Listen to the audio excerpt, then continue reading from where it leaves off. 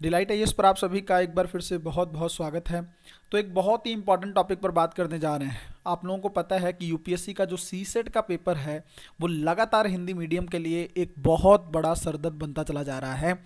तो इसको लेकर बहुत सारे मैसेजेस आप लोगों के आते रहते हैं कि सर सी सेट में मैथ और रीजनिंग को क्या पूरी तरीके से पढ़ना है या किसी टॉपिक को छोड़ा जा सकता है ना। और इसको लेकर एक कंप्लीट स्ट्रेटजी क्या होनी चाहिए। तो आज की वीडियो में मैं आप लोगों को एक कंप्लीट स्ट्रेटजी तो बताऊंगा ही, साथ में मैथ और रीजनिंग के स्पेसिफिक टॉपिक मैं आप लोगों को दे दूंगा। इससे बाहर कुछ भी आप लोगों को करने की ज़रूरत नहीं है। अगर इतना आप लोग कर लेंगे सी सेट बहुत ईजिली जो है आप लोग 90 प्लस स्कोर जो है सी सेट में लो लोगे। तो इन सब चीज़ों को फोकस करिएगा और साथ में टेलीग्राम से आप लोग जो है उसी लिस्ट को डाउनलोड कर सकते हो। इसकी जो पीडीएफ होगी वीडियो की वो टेलीग्राम पर भेज दी जाएगी, ठीक है। तो उसका लिंक जो है डिस्क्रिप्शन में रहता है, आप लोग डाउनलोड करके वहां से पीडीएफ ले सकते हो, ठीक है। सबसे पहले मैं आप लोगों को एक चीज़ बताता हूँ। देखिए भाई, यहाँ पे सी सेट की इंपॉर्टेंस यूपीएससी प्रीलिम्स में क्या है। ज़्यादा लंबी बात नहीं करेंगे इसके बारे में, बट थोड़ा सा देख लीजिएगा। मैं आपको बताऊं, कई ऐसी मार्कशीट्स आप लोगों ने देखी होंगी जिसमें जीएस में स्कोर तो जो है वो 140 प्लस है, ठीक है। बट सी सेट में अगर आप देखेंगे या तो 65 हैं, 64 हैं, 62 हैं, 63 हैं, इस तरह का स्कोर है ना। मतलब 60 प्लस जो है वो स्कोर आपको मिलेगा कहाँ पे, सी सेट में। तो इसका मतलब ये है कि एक दो नंबर से चूक गए आप, जबकि सी सेट में आपको कितने नंबर चाहिए, 66 नंबर चाहिए, 66 मार्क्स चाहिए क्वालिफाई करने के लिए, सबसे पहली चीज़। तो अगर आपके पास जीएस का जो स्कोर है वो इतना हाई है और उसके बावजूद भी आप जो है मेंस नहीं लिख पा रहे हैं, तो यहां से आप इंपॉर्टेंस लगा सकते हैं कि सी सेट कितना ज़्यादा इंपॉर्टेंट है ना। अब सी सेट में नंबर तो आपको 66 ही चाहिए, लेकिन इसके लिए कहानी जो है वो पिछले 2-3 साल से बदल चुकी है। उसका कारण क्या है, देखो यूपीएससी ने सी सेट जो है वो टफ क्यों हो गया है, इसको ध्यान से समझिएगा। देखो इस बार 2023 का प्रीलिम्स है उसमें हम लोग देखने भी वाले हैं कि सी सेट में जो कॉम्प्रिहेंशन में कितने क्वेश्चन आए हैं। देखिए भाई, सबसे पहली चीज़ क्या है कि अगर 30 क्वेश्चन कॉम्प्रिहेंशन से आते हैं एवरेज के बेस पे, तो आपको सी सेट डील करने में ना बहुत आसानी हो जाती है। यूपीएससी क्या कर रहा है कि सी सेट में कॉम्प्रिहेंशन के क्वेश्चन को कम कर दे रहा है ना। कॉम्प्रिहेंशन अगर कम हो जाता है तो हिंदी मीडियम के लिए और दिक्कत हो जाती है। दूसरी चीज, मैथ प्लस रीजनिंग जो है, मैथ में प्रॉब्लम ये है, मैथ और रीजनिंग में जो इसमें सवाल पूछे जा रहे हैं, जो इनके अंदर सवाल पूछे जा रहे हैं, उसका लेवल बहुत अच्छा कर दिया है, बहुत टफ बना दिया है। अगर आप देखेंगे तो उसमें कैट लेवल का जो एग्जाम होता है उस तरीके की मैथ रीजनिंग पूछी जा रही है। इवन एसएससी का जो एडवांस लेवल की चीजें हैं वो इसमें पूछी जा रही हैं, ठीक है। तो मेरा कहने का मतलब ये है कि ये टफ होने का कारण ये है कि ये जो क्वेश्चन थे, कॉम्प्रिहेंशन में क्वेश्चन थे, उसको 30 से कम करके कई बार 24 दे दिया है, कई बार 23 दे दिया है, कई बार 26 दे दिया है। उसके चलते थोड़ा सा बच्चे जो हैं एकदम इसको, इन दोनों को टच करना ही पड़ेगा आपको मैथ और रीजनिंग में। सिर्फ कॉम्प्रिहेंशन के बेस पे आप पेपर नहीं निकाल सकते, सबसे पहली चीज।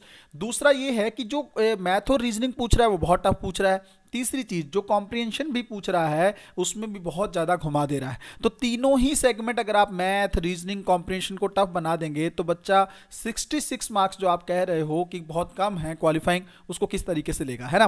तो बहुत डिफिकल्ट चीज है कहीं ना कहीं पर। देखो यूपीएससी को लेकर ये चीज मुझे ठीक भी नहीं लग रही है कि आप किस तरह के लोगों को सेलेक्ट करना चाहते हो। लेकिन मैं, आप लोगों को पता है कि हम जो है सैद्धांतिक बातों से ज्यादा बेटर हम लोग प्रैक्टिकल चीजों पर ध्यान देते हैं। तो आंदोलन और ये सब करना अब जो है इसका कोई मतलब नहीं है। अभी जरूरत यह है कि इसको कैसे डील किया जाए, है ना। तो मैं आप लोगों को वही चीज बताऊंगा जो जरूरी है और जिस पे फोकस करना चाहिए। तो कैसे डील कर सकते हैं हम लोग, सबसे पहले आप एक चीज देखो यहाँ पे, ठीक है। यहाँ पे देखिएगा आप लोग,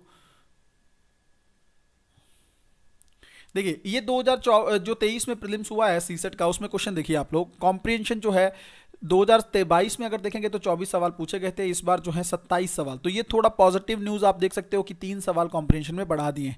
रीजनिंग एबिलिटी में देखेंगे तो लगभग 13 सवाल। तो देखिए रीजनिंग में कितने कम सवाल पूछे, है ना। 25 के आसपास सवाल आपको यहाँ पूछने चाहिए ना। रीजनिंग अगर इतना कम कर देंगे आप लोग तो बच्चे, यही तो बच्चे हैंडल करते हैं कॉम्प्रिहेंशन के बाद, है ना। और चौथा यहाँ पर देखिए जो मैथ वगैरह को मिलाकर जो सवाल पूछे गए हैं, लगभग 40 सवाल पूछे गए हैं और बहुत अच्छे खासे वाले सवाल। अब मैं आपको ना एक चीज बताता हूँ, देखिए ध्यान से समझिएगा। मैंने इस पेपर को बहुत अच्छी से देखा, कई बार पढ़ने के बाद मैंने कुछ चीजें निकाली। पहली चीज ये कि 2023 का जो पेपर था इसमें अगर आप देखेंगे तो 27 सवाल कॉम्प्रिहेंशन के। तो सबसे अच्छी बात तो ये है कि कॉम्प्रिहेंशन बड़ा है, तो इसमें से हम मैक्सिमम मान लीजिए 20 सवाल भी सही करते हैं, है ना। अटेम्प्ट करो आप 25 के आसपास या 27 सही करो, लेकिन कम से कम 20 से 22 सवाल आप जो है इसमें निकालो, है ना। इतना तो होगा ही कि अगर हिंदी मीडियम है आपका तो इस पे तो कमांड होनी चाहिए। दूसरी चीज, रीजनिंग में अगर आप लोग देखेंगे 13 सवाल है जैसे मान लीजिए, तो कम से कम इसमें 6 से 7 सवाल तो आपको इसमें से ही निकालने पड़ेंगे, ठीक है। और अगर यहाँ पे 40 सवाल है तो लगभग लगभग 10 सवाल कम से कम, ज़्यादा से ज़्यादा नहीं तो कम से कम 10 सवाल तो यहाँ पे निकालेंगे आप लोग। तो आप देखेंगे तो टोटल यहाँ पे जो है लगभग 39 के आसपास 40 क्वेश्चन हो जाएंगे, है ना।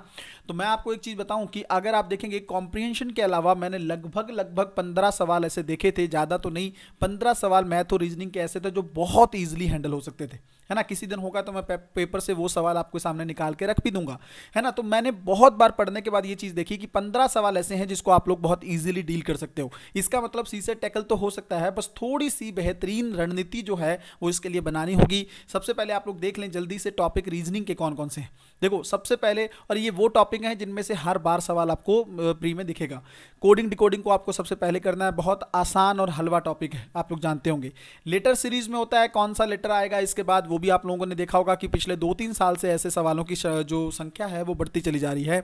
दूसरा अल्फाबेट सीरीज अगर आप लोग देखेंगे, फिर आप लोगों को दिखेगा नंबर सीरीज, है ना। फिर आप लोग देखेंगे मिसिंग नंबर क्या है ना। फिर ब्लड रिलेशन देखेंगे। ये टॉपिक है भाई रीजनिंग के, है ना। तो इन टॉपिक्स पे आपको पहले काम करना है। उसके अलावा अगर यहाँ पे देखेंगे कैलेंडर में हर बार एक सवाल आपको दिखेगा, क्लॉक को लेकर 1 या 2 सवाल हर बार दिखते हैं। डायरेक्शन बहुत ईजी टॉपिक है, मतलब मुझे लगता है जैसे कोडिंग डिकोडिंग एक हलवा टॉपिक है, उसी तरीका का एक टॉपिक जो है डायरेक्शन है, कैसे जाएगा वो नॉर्थ साउथ वाला, वो लोग आप लोग अच्छे से लगा सकते हैं इसमें। ये एक बहुत इंपॉर्टेंट टॉपिक है। मुझे लगता है कि अगर आपको रीजनिंग करना है तो सबसे पहले इसको उठाइए, क्योंकि इसके 2 से 3 सवाल हर बार, मतलब प्रीलिम्स में अगर आप देखेंगे तो सिलोजिज्म हर बार आपको मिलेगा। रैंकिंग कर सकते हैं, वेन डायग्राम, ये भी एक अच्छा टॉपिक है। और साथ में आजकल जो यूपीएससी पिछले 2 सालों से पूछने लगा है ये है कि 2 स्टेटमेंट दे देता है और फिर उसका कंक्लूजन भी दे देता है।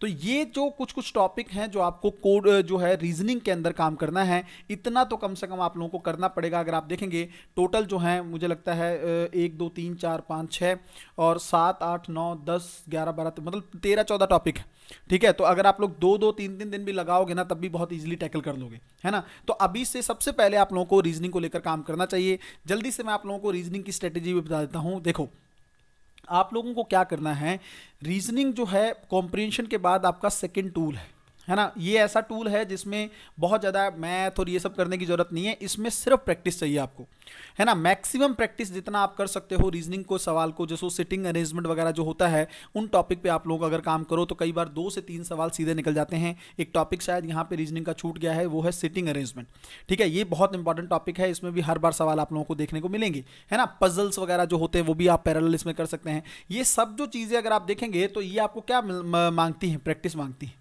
ठीक है। तो रीजनिंग में कोई सैद्धांतिक बेस नहीं है, रीजनिंग में कोई फॉर्मूलेज नहीं है, रीजनिंग में क्या है, प्रैक्टिस है। तो डेली आप लगभग 10-15 क्वेश्चन रीजनिंग के अगर प्रैक्टिस करते रहेंगे ना, सिर्फ प्रैक्टिस करते रहेंगे, और जैसे कोई एक बुक ले लेंगे या उससे प्रैक्टिस करेंगे, या मेरा मानना ये है कि पिछले 10-12 साल में जो यूपीएससी सीसेट में पूछा है ना क्वेश्चन, उसी की प्रैक्टिस मल्टीपल टाइम्स कर लीजिए तो आप लोगों को एक आइडिया हो जाएगा, ठीक है। दूसरा, मैथ को लेकर कौन कौन से टॉपिक हैं। सबसे पहले तो बेसिक कैलकुलेशन आपको आना चाहिए, है ना, जिसको हम लोग कहते हैं कि जोड़ करना आना चाहिए, घटाव करना आना चाहिए, मल्टीप्लिकेशन, डिवाइड करना, ये सब बेसिक चीजें तो सबसे पहले आनी चाहिए। दूसरा और सबसे इंपॉर्टेंट टॉपिक है आपका नंबर सिस्टम, जिसके बेस पर ही पूरा मैथ जो है टिका हुआ है। फिर जो है एचसीएफ और एलसीएम देख सकते हैं, percentage, profit and loss, average, her bar in topic से हर बार आप लोगों को सवाल देखने को मिलेंगे। एक और चीज मैं रेखांकित करूंगा, देखिए भाई, ये जो ना आज से 2 साल पहले यूपीएससी के सीसेट पेपर में सबसे ज़्यादा नेग्लेक्टेड टॉपिक था, है ना, इग्नोर किया जाता था। बट 2023 में देखेंगे तो भर भर के सवाल है, ठीक है। तो मेरा मानना है, और ये 2024 में भी रहने वाला है, समझ के मेरी इस बात को याद रखिएगा। अगले साल हो सके तो आप मुझे कोट करिएगा कमेंट में, ये दोनों टॉपिक पर अगले साल भी अच्छे खासे सवाल बनेंगे। तो सबसे पहले मैथ में बेसिक कैलकुलेशन करने के बाद और नंबर सिस्टम करने के बाद अगर आप कोई टॉपिक उठाएंगे तो परमुटेशन और कॉम्बिनेशन उठाएंगे, क्योंकि 2024 में भी ये चीज़ें बदलेंगी नहीं, ठीक है। उसके अलावा ratio proportion, time and work, time distance and race, train relation, age relation, ये भी सवाल जो है इसको लेकर हर बार पूछता है कि आज से 8 साल पहले क्या एज थी, आज से 8 साल बाद क्या होगा। वो सब टॉपिक जो ऐसे हैं कि अगर 5-5 10-10 सवाल भी उनके कर लेंगे तो समझ में आ जाएंगे। फिर लगातार जो है इसकी प्रैक्टिस करें। मैथ को लेकर क्या जो है आप लोगों की स्ट्रेटेजी होनी चाहिए। देखो भाई, ये इतने टॉपिक है, जैसे नंबर सिस्टम है, बेसिक मैथ है, ये सब तो करना ही पड़ेगा, ठीक है। तो आप लोगों को पता है कि जब इतना बड़ा जीएस का सिलेबस आप लोग कर सकते हो, है ना, इतना कुछ है जीएस में, तो ये क्यों नहीं हो सकता। आपको सिर्फ अपने अंदर एक कॉन्फिडेंस लाने की जरूरत है। जो कॉन्फिडेंस आप लोग जीएस में लाते हो ना, जो कॉन्फिडेंस आपका जीएस में है, उसी तरह का कॉन्फिडेंस जो है आपको सीसेट में लाना होगा। एक बार मेरे कहने पे जैसे जीएस को प्रिपेयर करते हो ना, वैसे ही सीसेट को प्रिपेयर कर लो। सिर्फ मेरे कहने पे, ठीक है। आपको इतना अच्छा लगेगा क्योंकि देखिएगा, अगर सी सेट में आपके 90 प्लस नंबर आ गए ना, तो और जीएस में आप लोगों को पता है 80-90 नंबर पे ही कट ऑफ जा रहा है, तो आप जो है उसमें 100 की कर लीजिए। वहां पे चाहे आप 140-50 पे मत जाइए, 100 तक की तैयारी चाहे उसमें कर लीजिए, और इधर जो है 90 प्लस कर लीजिए। वरना सीरियसली बहुत पेनफुल सिचुएशन होती है जब आपका जीएस निकल रहा होता है लेकिन आपका सी सेट नहीं निकल रहा होता है, ठीक है। तो लास्ट में बस इतना ही है, आप लोगों को ये फोकस करना है। देखिए भाई, सी सेट को इग्नोर मत करिएगा, बार बार मैं कह रहा हूं, 2023 में भी कहा था, जिन लोगों ने इग्नोर किया उन लोगों ने झेला है, ठीक है। कई लोग जो हैं जो बीटेक वगैरह किए होते हैं, इंजीनियरिंग बैकग्राउंड से होते हैं, तो उन लोगों को तो और ध्यान रखना होगा। कई मैंने इस बार के रिजल्ट देखे हैं जो सीसेट में रह गए, ठीक है। मैथ के प्रोफेसर हैं, टेक्निकल बैकग्राउंड से हैं, फिर भी उनका जो है अगर आप देखेंगे तो मैथ अच्छा नहीं रहा। तो थोड़ा सा सीसेट के जो टॉपिक्स मैंने दिए हैं इन टॉपिक्स पे काम कर लीजिए, और किसी दिन जो है पेपर में किस तरीके से सीसेट को डील करना चाहिए, है ना। जैसे मैंने लास्ट ईयर शायद स्ट्रेटेजी बताई थी, बट एक बार अलग से मैं इसको लेकर वीडियो बना लूंगा कि जैसे 2 घंटे का जो पेपर होता है ना, उसके अंदर सीसेट को आपको कैसे डील करना है, सबसे पहले क्या कॉम्प्रिहेंशन उठाना है या सबसे पहले रीजनिंग उठानी, क्या करना है, उसको लेकर एक अलग से वीडियो हम बना देंगे। मुझे लगता है इससे आपको फायदा हुआ होगा। आप लोग ना टेलीग्राम ज्वाइन कर लीजिएगा, बहुत सारी चीजें हम वहां पे शेयर करते रहते हैं, तो इवन क्या ही बर्डन हो जाएगा उससे, आप सोच के देखिएगा ना, आपको फायदा मिलेगा। कोई कंटेंट है अगर हमने वहां पे भेजा है और वही प्रीलिम्स में आ गया, तो इस चीज़ को समझ के देखिएगा कि बहुत सारी अच्छी अच्छी चीज़ें हम लोग जो हैं टेलीग्राम में भेजते रहते हैं। तो आप जो है टेलीग्राम को ज्वाइन कर लो, और ये जो लिस्ट मैंने दी है इसका पीडीएफ भी मैं वहीं पे सेंड करने वाला हूँ। मिलते हैं अगली वीडियो में, तब तक अपना ध्यान रखें, अपनी पढ़ाई को बहुत अच्छे तरीके से करते रहें। बहुत बहुत धन्यवाद।